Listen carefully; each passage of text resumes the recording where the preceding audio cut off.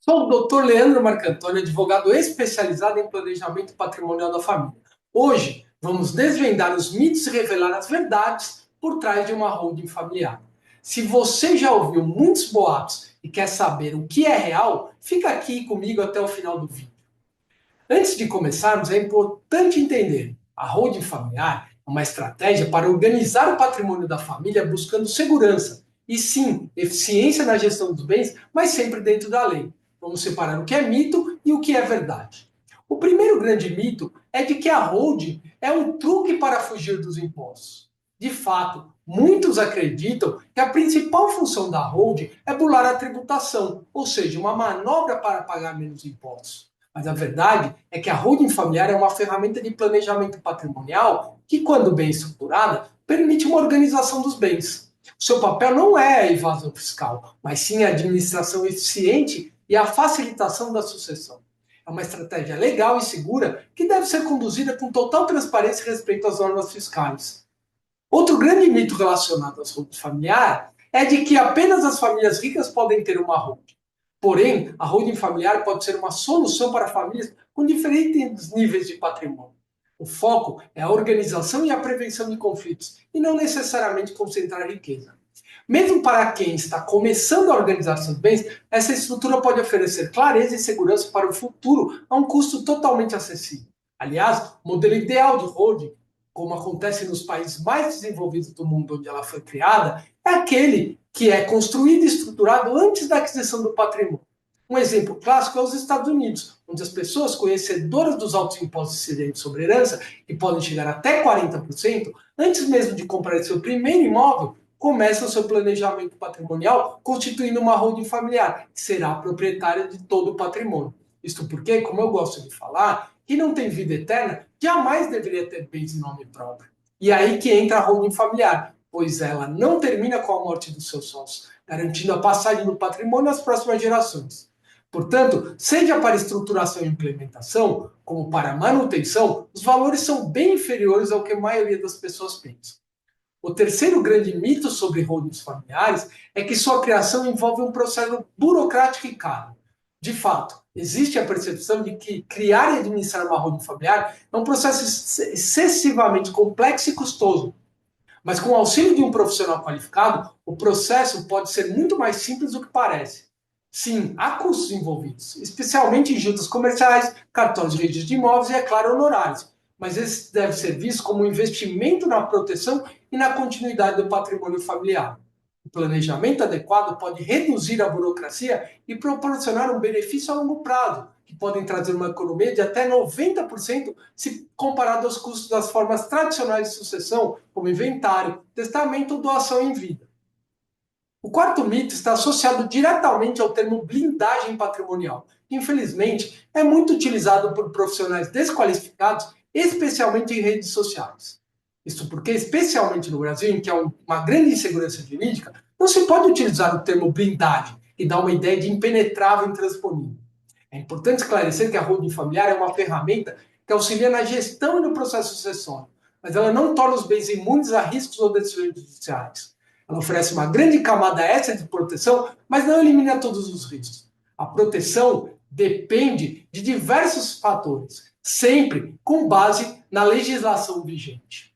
Um exemplo clássico, para ficar definitivamente claro, é o caso de pessoas que buscam uma holding familiar simplesmente para fugir de dívidas, execuções e credores já existentes. Em tais situações, o direito brasileiro tem institutos como a desconsideração da personalidade jurídica, assim como a fraude contra credores e ainda a fraude contra a execução, que permitem facilmente ultrapassar essas barreiras legais criadas por uma holding familiar para alcançar os bens dos sócios que ali dentro estão. Assim, a holding familiar não é indicada para fins ilegais ou ilícitos, embora muitos profissionais utilizem desse mecanismo e dessa manobra. Mas se você não tem dívidas ou execuções, o nível de proteção trazido por uma holding familiar é muito grande e forte, sobretudo após a entrada em vigor da Lei da Liberdade Econômica. Para terem uma ideia, essa lei, que foi um marco do planejamento patrimonial da família no Brasil permite que as pessoas e famílias, dentro da lei, de forma lista e totalmente segura, segreguem os riscos de suas atividades profissionais e empresariais, evitando que o patrimônio adquirido seja impactado por eventuais e futuros reveses nessas atividades. Dessa forma, é possível separar licitamente os bens adquiridos ao longo da vida em uma estrutura específica para tal finalidade, evitando que fiquem expostos aos riscos inerentes a qualquer atividade empresarial ou profissional. Para se ter uma ideia da força dessa lei, até mesmo a Justiça do Trabalho, que tradicionalmente no Brasil passava por cima de tudo e de todos, inclusive muitas vezes da própria lei, para buscar bens dos sócios das empresas devedoras, vem respeitando planejamentos bem estruturados, feitos previamente à existência da dívida trabalhista, justamente com base na lei da liberdade econômica. Portanto, embora não se possa usar o termo blindagem patrimonial, uma holding familiar, quando idealizada e implementada corretamente, sem a existência de dívidas e penhoras prévias, traz uma segurança 100 vezes maior para a família do que se nada existisse, garantindo que o patrimônio não seja impactado por eventuais problemas financeiros. Há também quem diga que a holding familiar existe apenas para esconder ou apagar conflitos de interesses entre os membros da família. Embora um dos objetivos seja, de fato, facilitar a sucessão e prevenir desentendimentos familiares, principalmente no processo sucessório, a holding tem muito mais a oferecer. Ela permite uma administração transparente dos bens, definindo regras claras que beneficiam todas as partes de forma equilibrada. Em resumo, a holding é uma ferramenta de organização e planejamento e não um pano de fundo para conflitos. Outra questão muito importante relacionada aos holdings, que ainda é um mito, é a que traz muitas dúvidas também, é de qual profissional está capacitado e pode construí-la. No Brasil, não há qualquer lei que impeça um profissional ou outro de conduzir o trabalho de constituição de uma holding familiar. Portanto, em tese, um contador, um advogado ou até mesmo um administrador podem conceber e implementar uma holding familiar. Porém, alguns atos necessários para essa implementação da holding familiar são privativos de advogados e contadores. Por exemplo, a confecção e registro de um contrato social perante a junta comercial. Só pode ser feito por um advogado, já que a lei exige a assinatura no documento.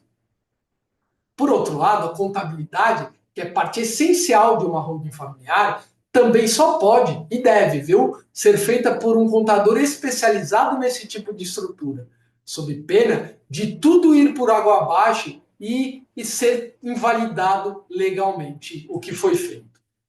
Assim, recomenda-se sempre que antes de iniciar um planejamento patrimonial, você pesquise e avalie o profissional que conduzirá esse trabalho, buscando saber a sua experiência e a reputação no assunto, conversando com pessoas que já fizeram seus planejamentos com ele, já que qualquer falha na construção da holding familiar pode colocar tudo a perder, se tornando, ao invés de uma solução prática e eficaz, um grande problema.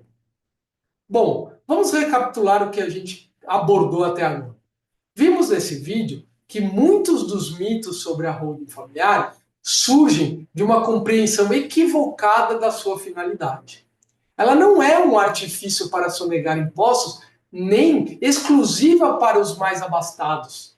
Tampouco uma solução mágica para todos os problemas. Trata-se de uma estratégia de planejamento que, se feita com critério e profissionalismo, pode trazer uma segurança muito grande e clareza para o futuro da família. O que realmente importa é o planejamento e a organização dos bens, pensando na continuidade e no bem-estar das próximas gerações. Se você busca proteger o legado da sua família, é fundamental ter uma estratégia sólida e bem estruturada, e, obviamente, sempre conduzida por um profissional especializado no assunto. Gostou do conteúdo?